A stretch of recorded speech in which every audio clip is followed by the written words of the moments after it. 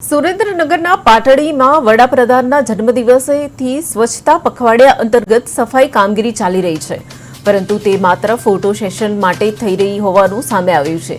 પાટડીના વરસુયા, ઇન્દિરાનગર, રબારીવાસ અને અન્ય વિસ્તારોમાં ઠેર ઠેર ગંદકીના ઢગલા અને વરસાદી પાણી ભરાયા છે।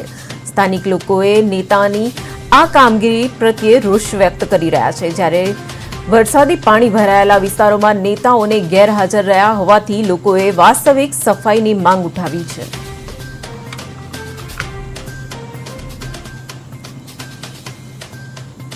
આજે કેટલાય એવા ગરીબ વિસ્તારો છે જ્યાં વરસાદી પાણી ભરાવાના કારણે અને ગંદકીના ઢગલા ખડકાયેલા છે, ત્યારે તમે આ પ્રકારના નાટકો બંધ કરો અને સાચા અર્થમાં જો તમારે સ્વચ્છતા જ કરવી હોય તો એવા કેટલાય એરિયા છે જ્યાં હું તમને જાતે લઈ જઈને બતાવું કે અહીંયા તમે સ્વચ્છતાના કાર્યક્રમો આપો તો ક્યાંક ગરીબ પ્રજા પ્રત્યે તમારી સહાનુભૂતિ દેખાય। એકલા જ કચરા છે એ નથી, એ સિવાય પણ દરેક જગ્યાએ પાટડીમાં ઘણી જગ્યાએ મેં આની પહેલાં પણ કહ્યું હતું કે એકલા કચરા જ પડેલા છે। એ સ્વચ્છતા અભિયાન તો ખાલી નામથી સ્વચ્છતા અભિયાન છે, એક દેખાવ પૂરતું છે, એક ફોટો સેશન પૂરતું છે।